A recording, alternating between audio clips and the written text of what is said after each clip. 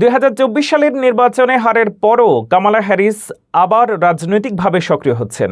সম্মেলন সফর ও কৌশলগত সিদ্ধান্তে স্পষ্ট ইঙ্গিত তিনি 2028 প্রেসিডেন্ট নির্বাচনের জন্য প্রস্তুতি নিচ্ছেন।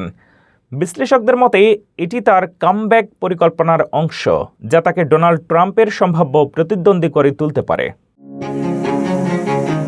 2024-এর হার কি তবে 2028-এর জয়ের প্রস্তুতি? সাবেক ভাইস প্রেসিডেন্ট কামালা হ্যারিস কি আবারও হোয়াইট হাউসের পথে হাঁটার পরিকল্পনা করছেন? আগামী সপ্তাহে নিউ ইয়র্কের আল শার্পটনের ন্যাশনাল অ্যাকশন নেটওয়ার্কের সম্মেলনে তার উপস্থিতি সেই ইঙ্গিতই দিচ্ছে। ডেমোক্রেটিক পার্টির এই প্রভাবশালী মঞ্চে কামালা হ্যারিসের ফিরে আসা নিয়ে এখন তুঙ্গে রাজনৈতিক আলোচনা।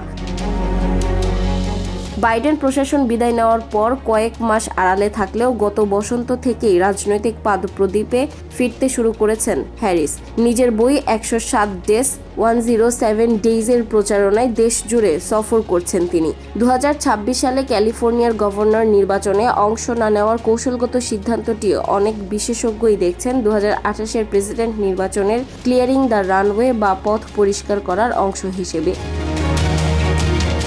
আল শার্পটনের এই সম্মেলনে ডেমোক্রেটিক পার্টির মূল শক্তি, কৃষ্ণবর্ণের নেতা ও কর্মীদের সাথে সরাসরি কথা বলার সুযোগ পাবেন হ্যারিস। এছাড়া এই মাসের শেষে তিনি সাউথ ক্যারোলাইনা, জর্জিয়া এবং নর্থ ক্যারোলাইনার মতো গুরুত্বপূর্ণ রাজ্যগুলোতে সফরে যাচ্ছেন। 2024-এর নির্বাচনে ডোনাল্ড ট্রাম্পের কাছে এই ব্যাটেল গ্রাউন্ড স্টেটগুলোতে সামান্য ব্যবধানে হেরেছিলেন তিনি, তাই এখন থেকেই সেই হারানো জমি ফিরে পাওয়ার চেষ্টা করছেন তিনি।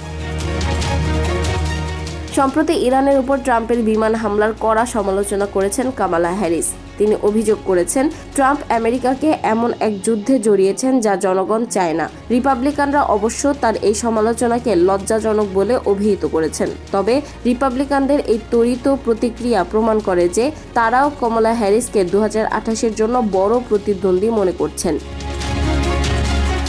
কামালা হ্যারিস কি পারবেন ডেমোক্রেটিক পার্টির অবিসংবাদিত নেতা হিসেবে 2028-এ ঘুরে দাঁড়াতে? তার প্রতিটি পদক্ষেপ এখন কাটাছেঁড়া করছেন রাজনৈতিক বিশ্লেষকরা। 2026-এর এই উত্তপ্ত রাজনীতিতে হোয়াইট হাউসের পরবর্তী উত্তরাধিকারী কে হবেন তা নিয়ে জল্পনা চলতেই থাকবে।